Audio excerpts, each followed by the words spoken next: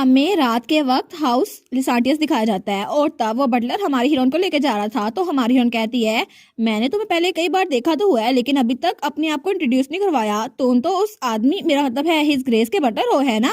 वो कहता है, जी मैं सीनियर बटलर हूँ, यू डोंट नीटो। और आपसे मिलकर बहुत ज्यादा खुशी हुई मिस रीने। तो रीने कहती है, तुम्हें पहले से पता होगा ना कि मैं भी एक कॉमनर हूँ, तो तुम बस मुझे रीने कह के बुला सकते हो। वो कहता है, नहीं नहीं, मैं ऐसी जरूरत नहीं कर सकता, और अगर मैं आपके साथ पोलाइट ना रहा ना तो हिज ग्रेस बहुत ज्यादा गुस्सा हो जाएंगे और आप मुझे ट्रबल में तो फंसाना चाहती ना। वो कहती है, ठीक है चलो अच्छी बात है। लेकिन तभी कोई उनकी तरफ भागता हुआ आता है।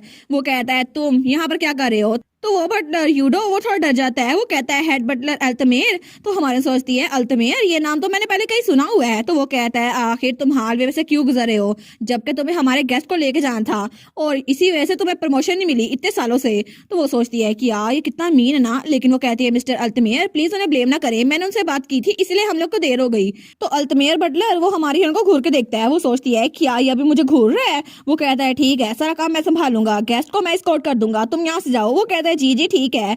लेकिन तब वो हमारी हीरोइन के साथ साथ जा रहा था। वो आहिस्ता आवाज में कहता है, अच्छा तो हिज ग्रेस फिर से एक अगली डगलिंग को ले आया इस घर में। आखिर उनको यहाँ पर अगली डगलिंग्स को लाने की जरूरत ही क्या थी? तो हमारी सोचती है, ये तो इतनी ऊंची आवाज में सोच रहा है, लगता है ये टेक्स्ट बुक का विलन है। लेकिन क्या ये अपनी टेरिटरी को मार कर रहा है? और मुझे ऐसे रिएक्शन की उम्मीद तो थी, लेकिन फिर भी इसकी हिम्मत कैसे हुई कि ये मुझे नीचे दिखाए? तो तब उसको घूर के देखती है तो वो सोचता है, अच्छा ये मुझे घूर रही है, इसकी इतनी हिम्मत, इसमें तो मैनर्स है ही नहीं। लेकिन ये तो एक कॉमनर ही है ना, तो ये नेचुरल है मुझे घूर के देख रही है, लेकिन फिर भी मैं इसको यहाँ से बाहर निकाल के रहूंगा। तो तब वो कहता है, बहुत ज्यादा देर हो गई है लेकिन तुम्हें नहाने की जरूरत होगी ना, तो तुम्हारे कमरे का बाथरूम अभी तक सेट नहीं हुआ, तो तुम्हें कोई और कमरा दिखाता हूँ। तो हमारी कहती है, जी थैंक यू। लेकिन तब वो अजीब से स्माइल करके सोचता है, ये मेरे झांसे में फंस गई, चलो इसको यहाँ से बाहर निकाल के रखूंगा मैं। लेकिन हमारी हीरोइन को तो वो आइडिया ही नहीं था। और तब हमें 1 घंटे बाद का सीन दिखाया जाता है जब वहां पे यूडो बटलर एक बुक रखता है। वो सोचता है, पता नहीं मिस रीने ठीक होंगी या फिर नहीं। और मिस्टर अल्तमेयर वो तो बहुत ज्यादा क्लासिस्ट है, लेकिन कभी कभार वो कॉमनर के खिलाफ बहुत ज्यादा बुरा सलूक करते हैं और पता नहीं मुझे उन दोनों को अकेला छोड़ना चाहिए था या फिर नहीं। लेकिन तभी वहां पर 1 घंटी बजती है। वो सोचता है, क्या ये घंटी लेकिन अभी क्यों बज रही है? तो तब हमारी हीरोइन वो घंटी बजाई जा रही थी। वो कहती है, मिस्टर अल्तमेयर क्या आप यहाँ पर हैं? आखिर ये मेरे साथ ऐसा कैसे कर सकते हैं? और वो वॉशरूम में थी और उसके कपड़े गायब हो चुके थे। वो सोचती है, ये तो बुलिंग की लोएस्ट फॉर्म है ना। लेकिन तभी वहां पर किसी की आवाज आती है, तो बाहर कोई था। वो सोचती है, यहाँ पर कोई आ गया। तो तभी वहां पर यूडो बटलर आता है। वो कहता है, किसकी हिम्मत हुई यहाँ पर आने की? कोई असैसिन है या स्पाई है? अगर तुम्हें अपनी जान प्यारी है इस कमरे से निकल जाओ। तो हमारी हीरोइन बाथरूम से कहती है, मिस्टर यूडो ये मैं हूँ रीने। वो कहता है, अच्छा मिस रीने आप है, लेकिन आप इस बाथरूम में क्या कर रही हैं? और डेयर किया ये सब कुछ बटलर अल्तमेयर ने किया है? वो कहती है, हाँ हाँ मुझे लगता है वो ऐसा कुछ करता ही रहता है। लेकिन तब उसको बाथरूम देते हुए कहता है, आप इसे पहन ले, मैं अभी आपके कपड़े लेकर आता हूँ। वो कहती है, थैंक यू। और थोड़ी देर बाद उसने वो बाथरूम पहन लिया था। वो सोचती है, तो बड़ा फास्ट निकला, अभी मेरे कपड़े भी ले आया। लेकिन तभी दरवाजा खुलने लगता है। तो रीने कहती है, आप तो मेरी सोच से भी ज्यादा फास्ट थे मिस्टर यूडो। लेकिन तभी वहां पर कार्सियोन था जो अपनी शर्ट के बटन खोल रहा था क्योंकि वो नहाने के लिए आया था। लेकिन जैसे रीने को देखता है वो अपनी शर्ट के बटन बंद कर लेता है। वो कहता है, रीने तुम मेरे बाथरूम में क्या कर रही हो? वो कहती है, तुम्हारा बाथरूम? लेकिन वो सोचती है, अच्छा तो ये थी उसकी चाल, वो मुझे कार्सियोन कमरे में ले आया ताकि सबको लगे कि मैं कार्सियोन को सेड्यूस कर रही हूँ और यहाँ से मुझे बाहर निकाल दे। कितना चालाक था ना वो। वो कहती है, कार्सियोन तुम प्लीज बाहर रुको ना, मैंने अभी अपने कपड़े चेंज करने हैं, मैं फिर बाहर आ जाऊंगी। तो तब वो दरवाजा बंद करने लगती है, लेकिन कार्सियोन दरवाजे को पकड़ लेता है। वो कहता है, लेकिन रीने तुमने अभी तक अपना प्रॉमिस नहीं पूरा किया। तो तब उसके बालों की एक लिट पकड़ता है। तो वो सोचती है, क्या? तो वो कहता है, ये सेंट मेरी है, तुम्हें याद है ना? और थोड़ी देर पहले जो तुमने प्रॉमिस किया था तुमने पूरा नहीं किया। वो सोचती है, हमारा प्रॉमिस? ये पता नहीं किस प्रॉमिस की बात कर रहा है। लेकिन तभी उसे याद आता है, जब आने से पहले वो कह के आई थी, मैं तुम्हारे लिए टाइम निकालूंगी, मैं प्रॉमिस करती हूँ। वो सोचती है कि अभी इस बारे में बात कर रहा है। वो कहती है, नहीं नहीं कार्सियोन, अभी दिन भी सही से ढला नहीं है और किसी ने हमें ऐसे देख लिया ना तो मैं मुसीबत में फंस जाऊंगी। वो कहता है, रीने मैंने कितनी बार तुम्हें बताया है। और उसका हाथ पकड़ता है और तब उसके हाथ पे बाइट करते हुए कहता है, कोई फर्क नहीं पड़ता अगर किसी को पता चल जाए कि तुम मेरे साथ हो, क्योंकि मैं तो यही चाहता हूँ कि हर किसी को पता चल जाए। क्या तुम ये नहीं चाहती रीने? तो वो सोचती है, आखिर हो क्या रहा है? मुझे लगता है कि ये तो बहुत ज्यादा अजीब हो रहा है। अगर ऐसे चलता रहा ना तो मैं कार्सियोन को मना नहीं कर सकती और मेरा आज पहला दिन था यहाँ काम करने का। लेकिन रीने तुम तो पहले ही दिन मुश्किल में फंस चुकी हो। और वो बेचारी तो ब्लश किए जा रही थी। और तब हमारी हीरोइन वो हमें बताती है, जैसे ही हम लोग ग्रेजुएट होने वाले थे ना तब मैंने जेन को कुछ बताया था। मैंने उसे कहा था कि मुझे आजकल कार्सियोन फोन की आवाज आती है अपने कान में, जैसे वो मुझे पुकार रहा हो। और अभी भी जब वो सो के उठती है रात तो उसके कानों में आवाज आती है रीने। वो सोचती है फिर से वो आवाज आ रही है, यहाँ आने के बाद तो रिसेंटली कुछ ज्यादा ही हो गई है, लेकिन पता नहीं हम लोग तो एक ही घर में है शायद इसीलिए। लेकिन तब अपने हाथ को देखती है तो वो सोचती है कल रात मैंने कार से उनको मना तो कर दिया था, लेकिन फिर भी कल तो वो कुछ ज्यादा ही हैंडसम लग रहा था और फिर भी मुझे उससे डिस्टेंस बना के रखनी चाहिए। मैं इस जगह पे काम करने के लिए आई हूँ। तो अभी दरवाजे पे दस्तक होती है तो वो जल्दी से अपने हाथ पे एक पट्टी बांध लेती है। तो मेड्स कहती है कि आप उठ गई हैं? वो कहती है हाँ अंदर आ जाओ। तो मेड्स उसके लिए पानी लेकर आई थी। वो कहती है गुड मॉर्निंग मिस रीने, मैं आपके लिए पानी लेकर आई हूँ, तो आपके लिए हम ड्रेस भी प्रिपेयर करवा देते हैं। वो कहती है थैंक यू। तो तब एक मेड कहती है अभी आपको पर्दे खोल लेने चाहिए, यहाँ पर सूरज की रोशनी बहुत ज्यादा तेज पड़ती है और इसकी वजह से आपकी स्किन भी डैमेज हो सकती है। तो हमारे कहती है अच्छा, लगता है आप लोग के लिए यहाँ पर रहना बहुत मुश्किल होता होगा। तो तभी अपने बैग में से कुछ ढूंढने लगती है। वो कहती है तुम लोग ये क्यों नहीं यूज करते? तो वो मेड्स कहती है क्या? तो हमारी कहती है तुम लोग इसको पहन सकते हो और जैसे क्रीम ये तुम लोग लगाओगे ना तो एक तरह से ये सनब्लॉक का काम करेगा और इसको कूलिंग क्रीम कहते हैं, ये तुम्हारी स्किन को प्रोटेक्ट करेगा और ये नॉन स्टिकी फार्मूला था। तो वो मेड्स कहती है हमें पता नहीं था ऐसी कोई चीज भी एग्जिस्ट करती है, लेकिन थैंक यू सो मच। तो हमारी सोचती है चलो अच्छा हुआ, जिस भी कंपनी में काम करने के लिए जाओ ना सबसे पहले वहाँ के वर्कर के साथ दोस्ती करके रखनी चाहिए। वो कहती है इसको मैंने खुद बनाया है, मैं स्कूल में हर्बोलॉजी में स्टडी करती थी। वो कहती है वाओ एलिना अकेडमी में, अच्छा तो ये हैंडमेड क्रीम है, हम तो इसको जरूर यूज करेंगे। तो हमारी रीने कहती है अब तो समर आ रहा है, ये बहुत ज्यादा फायदेमंद होगा। वो कहती है सच्ची आप तो बहुत ज्यादा काइंड है। लेकिन इस तरह हमारी सोचती है कार से उनको सेड्यूस करना तो एक चीज थी, लेकिन मुझे अपने काम पे फोकस करना चाहिए क्योंकि इस घर में बहुत सारे मुलाजिम काम करते हैं और मैं सबके साथ दोस्ती करके रहूंगी, स्पेशली अल्तमेयर आदमी। वो जो बटलर था ना, मुझे याद है उसने मेरे साथ क्या किया था और इसीलिए मैं तो उसके साथ जंग करने के लिए तैयार हूँ। और वो तो अपने आप को बॉक्सिंग करते हुए भी इमेजिन कर लेती है। और तब थोड़ी देर बाद जब उन मेड्स ने वो क्रीम लगाई थी ना, वो कहती है मेरी स्किन तो कितनी अमेजिंग लग रही है ना, इसकी स्मेल भी कितनी अच्छी है। और तुम्हें याद है ना उनकी पिछली कंपेनियन मिस जेन, उन्होंने भी हमें अच्छी रिकमेंडेशन दी थी शॉपिंग करने के लिए। तो दूसरी मेड कहती है लगता है हर ग्रेस को पता है कि अपने लिए अच्छी मेड कैसे चुननी है। लेकिन तब वो लोग बातें करती हैं क्या तुमने पहले देखा? दूसरी मेड कहती है हाँ मैंने भी देखा था, मिस रीने के हाथ में वो बैंडेज सी बंधी हुई थी, पता नहीं इसको क्या मतलब था, क्या उनको कोई हरास कर रहा है। लेकिन दूसरी कहती है ऐसा लगता है लॉर्ड कार्सियोन वो उनको बिल्कुल पसंद नहीं करते इसीलिए उनको हरास कर रहे हैं, लेकिन ऐसा लगता है कि सबको इस बारे में पता है और क्या पता लॉर्ड कार्सियोन मिस रीने के पीछे पड़े हों और वो तो हमारी रीने को बड़ी बेचारी से इमेजिन कर लेती हैं। लेकिन तब थोड़ी देर बाद हमारी हीरोइन वाटर जिस के साथ बैठी हुई थी टी टाइम के लिए। तो वाटर जिस कहती है रीने क्या तुम ठीक तो हो ना? तो वो कहती है जी। तो वाटर जिस कहती है लियोनियन के बारे में मेरा ख्याल है तुम एक दूसरे को जानते थे? वो कहती है जी जी बिल्कुल ठीक है। वो सोचती है मैं इनको कैसे बताऊं कि मैं इनके हस्बैंड से कैसे मिली थी। लेकिन डचेस सिल्विया कहती है लियोनियन वो तो बिल्कुल भी नॉर्मल एक्ट नहीं करता, उसने तो हमारे साथ बहुत ज्यादा रूडनेस दिखाई होगी ना बहुत सारा बार, और मुझे लगता है मुझे से पहले रुकना चाहिए था और वैसे भी तुम्हारे लिए बहुत ज्यादा मुश्किल होगा ना उसके साथ बात करना। तो वो सोचती है लगता है इनको अपने हस्बैंड पे बहुत सारा यकीन है कि वो मेरे साथ रूडी हुए होंगे, लगता है अपने बेटे के बारे में वैसा सोचती है जैसे अपने हस्बैंड के बारे में सोचती हैं। लेकिन वो कहती है फिक्र ना करे वो तो बहुत अच्छी जेंटलमैन है। तो सिल्वी वाली आंटी वो सोचती है कितनी अच्छी बच्ची है ना ये वाली, लेकिन वो दिल में सोचती है मुझे पता है कुछ ना कुछ छुपा रही है, लेकिन मैं इसका पता करवा के रहूंगी मेरी डॉटर इन लॉ। तो तब हमारी रीने कहती है क्या? तो सिल्विया लिसांटिस कहती है तुम्हें पता है आजकल मैं कार्सियोन को नहीं देख रही, पता नहीं पहले तो वो तुम्हारे साथ घूमता रहा था। वो कहती है अच्छा असल में थोड़ा सा मसला हो गया था कल रात, इसी वजह से मैंने उसको बैन कर दिया कि अगले 24 घंटे तक मेरे पास ना आए और मैं थोड़ी अपसेट थी। तो उसकी मॉम कहती है क्या कोई मसला हो गया था? और वो सोचती है इसके हाथ में जो पट्टी बंधी हुई है ये पहले तो नहीं थी। वो कहती है तुम्हारी कलाई क्या ये दर्द कर रही है? कहीं उसने तुम्हारे साथ कुछ बुरा तो नहीं किया? वो कहती है नहीं नहीं कुछ गलत नहीं किया, प्लीज रॉन्ग आइडिया ना लीजिएगा। तो तब हमारी रीने वो तो ब्लश कर रही थी, वो सोचती है मैं इनको कैसे बताऊं।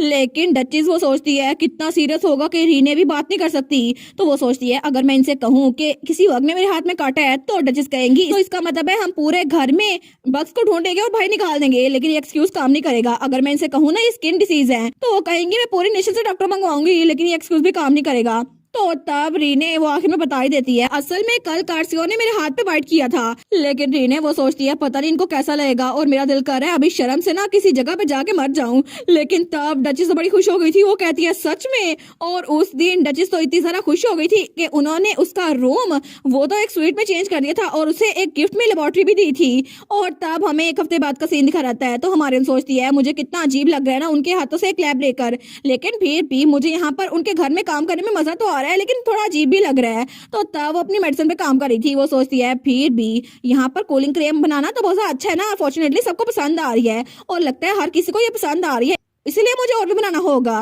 तो तभी दरवाजे पे दस्तक होती है। कोई कहता है मिस रीने, ये मैं हूँ बटलर यूनो, क्या मैं अंदर आ सकता हूँ? वो कहती है हाँ ऑफ कोर्स आ जाओ। वो कहता है मुझे माफ कीजिएगा कि आपके इस टाइम में इंटरप्ट करने के लिए, लेकिन मैं आपको कुछ दिखाना चाहता हूँ। वो कहती है क्या क्या दिखाना है? वो कहता है प्लीज इसकी तरफ देखे।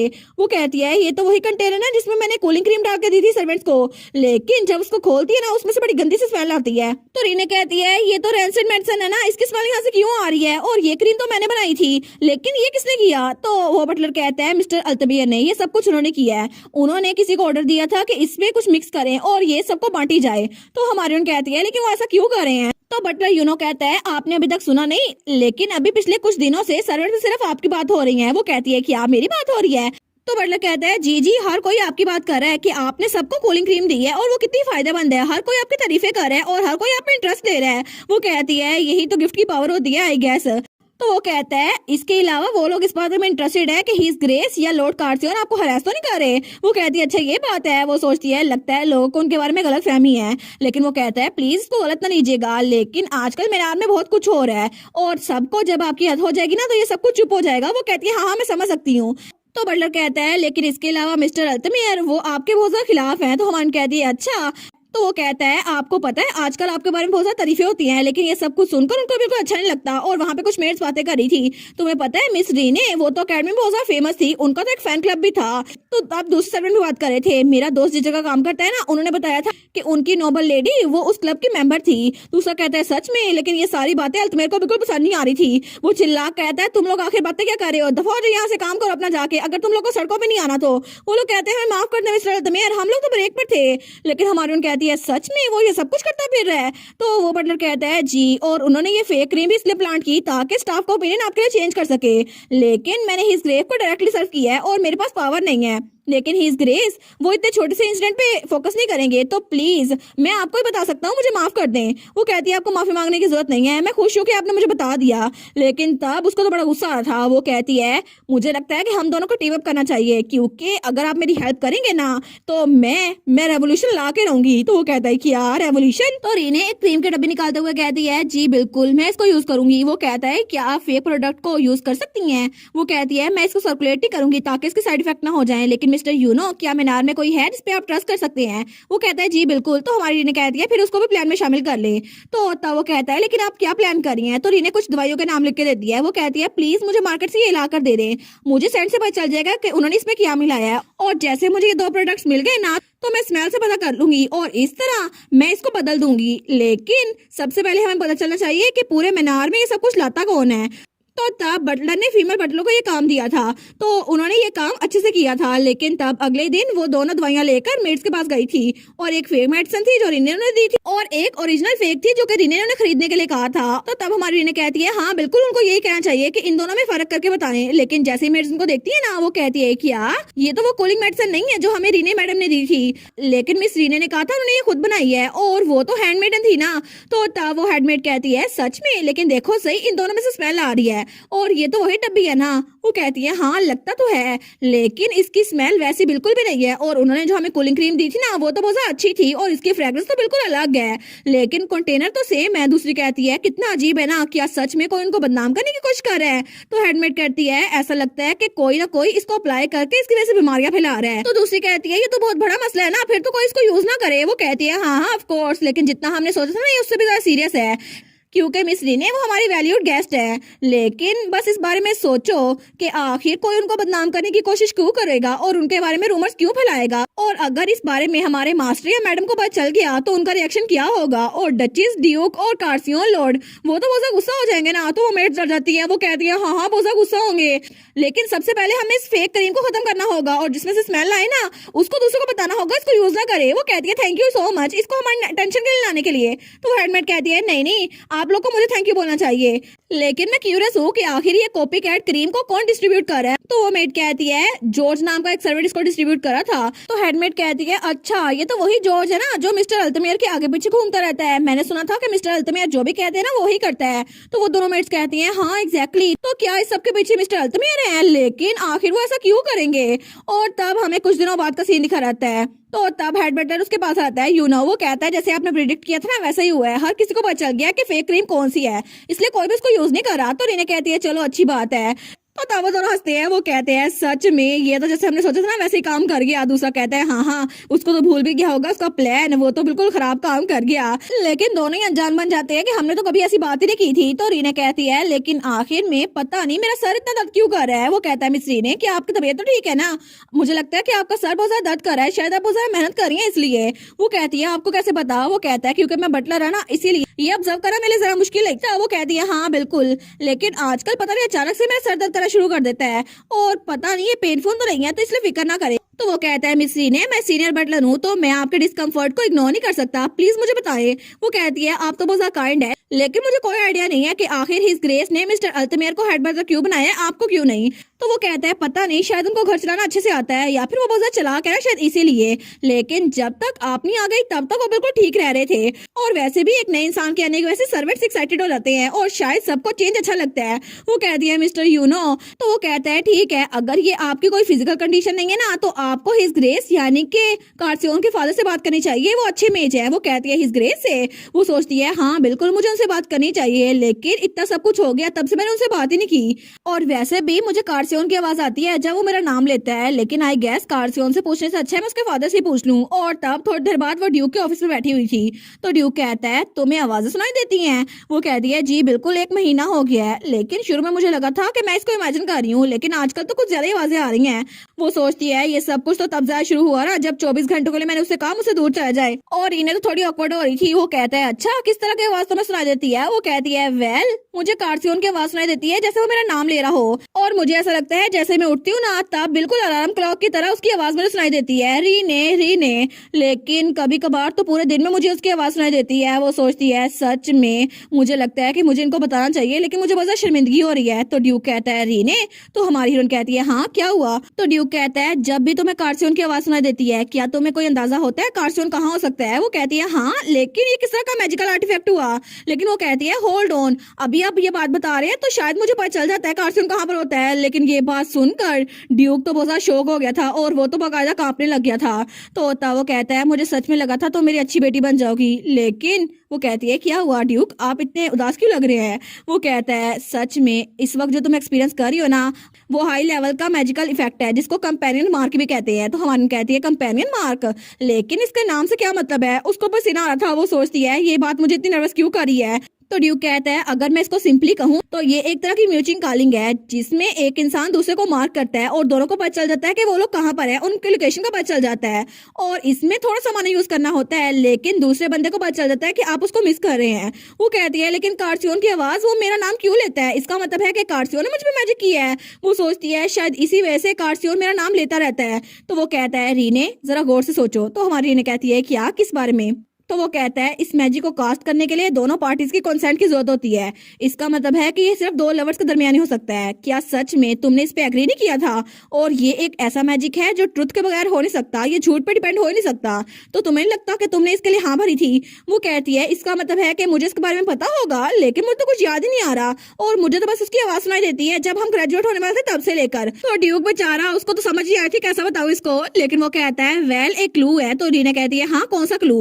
वो कहता है एक कंपेनियन का मार्क सिर्फ तभी हो सकता है जब कोई लवर इकट्ठा हो, स्पेशली जब वो बिल्कुल साथ जुड़े हों और फेस टू फेस और आई टू आई कांटेक्ट हो, और ये इम्पॉसिबल है कि तुमने नोटिस ना किया हो। तो रीना कहती है क्या नोटिस ना किया हो? लेकिन तभी वो सोचती है 1 मिनट, कहीं उस रात की बात तो नहीं कर रहे जब मैं कार्सियोन के साथ थी? लेकिन सच में अगर इनका यही मतलब है तो उस रात कार्सियोन ने मुझ पे मैजिक किया था, और तब जब कार्सियोन ने कहा था रीने क्या तुम तैयार हो, और मैंने कहा था हाँ, तो इसका मतलब था वो मुझ पे मैजिक भी कास्ट कर रहा है। लेकिन सच में मैंने उसके लिए हामी क्यों भरी थी? तो तब हमारी रीने वो चिल्ला कहती है कार्सियोन लिसार्टियस अभी उसको यहाँ पर लेकर आओ। तो तब उसने अपना सर पकड़ लिया था। वो कहती है आखिर ये कंपेनियन मार्क ही क्यों? ये कम्युनिकेशन मार्क या फ्रेंडशिप मार्क नहीं हो सकता था, तुमने मुझ पे ये अप्लाई क्यों किया? तो कार्सियोन तो डर गया था। वो कहता है रीने मेरी बात तो सुन लो। वो कहती है सच में तुमने ये सब कुछ ये मुझ पे क्यों किया, और वो भी उस वक्त? और वो बेचारा तो एक्सप्लेन कर ही नहीं पा रही थी और पीछे से ड्यूक बेचारा वो हम करते रह जाता है। तो वो कहती है तुम मुझे एक्सप्लेन करो, सच में मुझे बताओ तुमने ये क्यों किया, और पिछले 1 महीने से मुझे नींद ही नहीं आ रही और जब भी मैं सोती हूँ ना तुम्हारी आवाज मेरे कानों में गूंजती रहती है। क्या सच में तुम पूरे महीने में मेरा नाम लेते रहे हो? और क्या सच में मैं पूरी लाइफ तुम्हारी आवाज सुनकर गुजार दूंगी? और अगर ये सब कुछ रहा ना तो मेरी रिस्पॉन्सिबिलिटी लेनी होगी। क्या पूरी जिंदगी के लिए मेरी रिस्पॉन्सिबिलिटी ले सकते हो? तो कार्सन तो बड़ा खुश हो गया था। वो कहता है रिस्पॉन्सिबिलिटी? क्या सच में मैं तुम्हारी रिस्पॉन्सिबिलिटी ले सकता हूँ? लेकिन रीने को तो बड़ा गुस्सा आया था। लेकिन तब वो चिल्ला कहती है मुझे वजह तो पता चल गई है, लेकिन आखिर तुम पूरा दिन मेरा नाम क्यों लेते रहते हो? जब मैं सांस लेती हूँ ना तब मुझे आवाज आती है री, और जब मैं सांस बाहर निकालती हूँ ना तब मुझे आवाज आती है ने। आखिर तुम पूरा दिन माना यूज क्यों करते रहते हो? वो कहता है मैं माना यूज करा था, मुझे पता नहीं चला, मुझे माफ कर दो ना रीने। लेकिन रीने तो उस पर बड़ा सा गुस्सा करी थी। वो कहती है तुम इसको एक्सक्यूज कहते हो? सच में मेरा दिमाग खराब हो रहा है। लेकिन तब ड्यूक रीने को देखता है। वो सोचता है ये तो एग्जैक्टली उसकी तरह लग रही है, सिल्विया की तरह, जब वो मुझे डांटा करती है ना, और ये तो सच में अपनी मदर इन लॉ की तरह है। तो तब वो कहता है अच्छा तो ये बात है, और तब वो हंसता है। तो हमारी हीरोइन उसको देखती है। वो सोचती है क्या इनको क्या हुआ? तो कार्सन भी अपने फादर की तरफ देखता है। तो वो सोचता है सच में रीने इस फैमिली में आने के काबिल है, क्योंकि ये बिल्कुल अपनी मदर इन लॉ की तरह है। तो कार्सन कहता है आप क्यों हंस रहे हैं? Good for nothing father. तो उसका फादर कहता है बकवास करना बंद करो और जरा उसके सामने सर झुका लो, तुम्हें रीने की बात माननी चाहिए। तो तभी रीने कहती है कार्सियन ये क्या था? वो कहता है क्या था? तो वो कहती है तुम अपने फादर से कैसे बात कर रहे थे? ऐसे बात करते हैं, और तुम्हें उसे तमीज से बात करनी चाहिए। तुम्हारी वैसे पूरे 1 महीने से मैं सही तरह से सो नहीं पाई, क्योंकि तुम्हारी आवाज मेरे कानों में गूंजती रहती है, और अब तुम मेरे दोस्त को ऐसे ट्रीट कर रहे हो। तो कार्सन कहता है मेरी बात तो सुन लो। लेकिन तब ड्यूक सोचता है इसने कहा इसका दोस्त, मतलब रीने मुझे अपना दोस्त समझती है। वो तो बड़ा खुश हो गया था। वो कहता है नहीं रीने ऐसा नहीं चलेगा। तो हमारी रीने कहती है क्या कैसे नहीं चलेगा? वो सोचती है क्या इनको गुस्सा आ गया कि मैंने इनको अपना दोस्त कहा? तो तब वो कहता है तुम्हें इतने ज्यादा गुस्से में देखे, मुझे लगता है मेरे पास कोई चॉइस नहीं है, मुझे इसे एक्सेप्ट करना ही पड़ेगा। वो कहती है क्या एक्सेप्ट करना पड़ेगा? तो ड्यूक कहता है रीने तुम तो बिल्कुल परफेक्ट डॉटर इन लॉ बनोगी, और ये सिर्फ तुम ही बन सकती हो और कोई नहीं बन सकता। तो तब वो कहता है कार्सियन जाओ अपनी माँ को बुला के लाओ, हम लोग अभी डेट सेट करते हैं। वो कहता है क्या मुझे आपकी परमिशन की जरूरत नहीं है, सबसे ज्यादा मैटर यही करता है रीने क्या चाहती है। तो तब रीने कहती है और ग्रेस क्या आपको मुझसे नहीं पूछना चाहिए? वो कहता है रीने तुम्हें याद है ना तुमने जब अपने डिफिकल्ट सिचुएशन के बारे में मुझे बताया था? तो ड्यूक कहता है उस वक्त जब तुमने मुझे अपने बारे में बताया था ना तो मुझे लगा था शायद मुझे तुम्हें अपनी डॉटर बनाना चाहिए, डॉटर इन लॉ नहीं। लेकिन अब मुझे पता है कि तुम कार्सियन को कितना पसंद करती हो, और सिल्विया के बाद तुम पहली इंसान हो जिसकी तरफ मैंने थोड़ी दिलचस्पी दिखाई है, और इसी वजह से मैं चाहता हूँ कि तुम उस इंसान के साथ रहो जिसको तुम पसंद करती हो, और वो मेरा बेटा है। तो रीने कहती है अच्छा, लेकिन वो सोचती है उस वक्त मैंने फैमिली के नाम तो नहीं बताए थे, लेकिन शायद उन्होंने गेस कर लिया हो। तो ड्यूक कहता है अगर तुम दोनों अपनी फीलिंग्स के बारे में श्योर हो तो एक लिसांडियस बन जाओ, तुम्हारे पास हमारा नाम होगा तो कोई भी तुम्हें हार्म करने की कोशिश नहीं करेगा। तो कार्सन कहता है अब क्या बात करें, आखिर इसको हार्म कौन करेगा? लेकिन ड्यूक कहता है इसका मतलब है तुम्हें अभी तक नहीं पता। तो कार्सन कहता है क्या मतलब, क्या नहीं पता? तो ड्यूक कहता है मुझे लगा था तुमने बैकग्राउंड चेक किया होगा, लेकिन तुम तो बिल्कुल नकारा निकले। वो कहता है मैं आपकी तरह नहीं हूँ। ऑलराइट, अगर रीने मुझे नहीं बता रही ना तो मैं पता नहीं करूंगा, ठीक है? चाहे कोई भी सिचुएशन हो मैं रीने के मुंह से सुनना पसंद करूंगा, क्योंकि मैं कभी भी उसके पीठ पीछे कुछ भी पता नहीं करवाऊंगा। तो रीने कहती है कार्सियन, वो सोचती है लगता है इसने मेरी बात दिल पे ले ली। तो वो कहता है रीने मैं सच में तुम्हारे मुंह से सुनना चाहता हूँ कि क्या हो रहा है, मैं किसी और से नहीं सुनना चाहता, स्पेशली मेरे फादर से, तो तुम मुझे बताओ।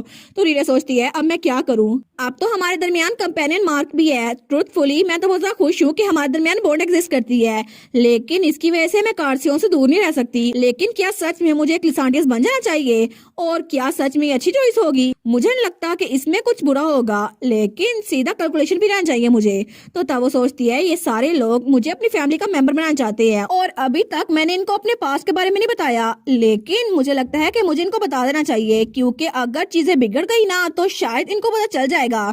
तो तब वो कार्सियन को रेक्स बिगोनिया के बारे में बता देती है। तो कार्सियन उसको तो बड़ा गुस्सा आता है। वो कहता है क्या रेक्स बिगोनिया? तो रीने कहती है मुझे माफ करना, मुझे पता था कि हाउस लिसांटियस और हाउस बिगोनिया दोनों के रिलेशनशिप बहुत कॉम्प्लिकेटेड है, इसलिए मैं तुम लोग को बेवकूफ बनाने की कोशिश नहीं कर रही थी। लेकिन मुझे पता है तुम फ्यूचर ड्यूक बनने वाले हो, इसलिए तुम मुझे एक्सेप्ट ना भी करो तो कोई बात नहीं, और इसलिए मैं कोई मसला खड़ा नहीं करना चाहती। तो कार्सियन उसके कंधे पे रखता है और कहता है रीने इट्स ऑल राइट, और तब उसको गले लगाता है। तो कार्सियन कहता है कोई भी तुम्हें यहाँ से जाने के लिए मजबूर नहीं करेगा। तो हमारी रीने कहती है कार। तो तब ड्यूक भी कहता है हाउस बिगोनिया और हाउस लिसांटियस वो पूरे एम्पायर के 2 पिलर्स हैं, लेकिन तुम्हें हमारे बारे में कुछ ज्यादा टेंशन हो रही है। मुझे लगता है कि तुम्हें हमारे बारे में बहुत ज्यादा फिक्र हो रही है, लेकिन फिक्र ना करो, हाउस लिसांटियस तुम्हारी सोच से भी ज्यादा स्ट्रॉन्ग है, और अगर मैंने अपने डॉटर इन लॉ को ऐसे ही छोटे से मामले के लिए छोड़ दिया तो सिल्विया मुझे कभी माफ नहीं करेगी। तो वो कहती है अच्छा, लेकिन वो स्माइल कर कहती है वेल अगर ये फैक्ट ना भी हो लेकिन फिर भी ये झूठी हो चाहे, लेकिन इससे मुझे खुशी हो रही है। और तब वो स्माइल करती है, वो सोचती है मैं तो बहुत ज्यादा खुश हूँ, इसका मतलब है कि अब मुझे कार्सन को छोड़कर जाना पड़ेगा जिसको मैं बहुत ज्यादा प्यार करती हूँ, लेकिन इसका मतलब है मैं कार्सन के साथ रह सकती हूँ। तो तब उसकी आंखों में आंसू आ रहे थे। वो कहती है मैं यहाँ पर रहना चाहती हूँ, मैं तुम्हारे साथ रहना चाहती हूँ कार्सियोन। और तब वो सोचती है मैंने कभी इमेजिन नहीं किया था कि मुझे भी जिंदगी में कभी इतनी खुशी होगी, लेकिन अब फाइनली मैंने इसको सच बता दिया है और अब मुझे बहुत ज्यादा खुशी हो रही है। और इसी के साथ ये वाला पार्ट यहीं पर ख़त्म। तो आप लोग बताइएगा आप लोग को ये पार्ट कैसा लगा, और वीडियो को लाइक और चैनल को सब्सक्राइब लाजमी कीजिएगा। बाकी वीडियोस का लिंक भी स्क्रीन पर नज़र आ रहा होगा तो काइंडली उनको भी चेकआउट कर लें। और thank you so much for watching my videos. Stay safe, bye bye.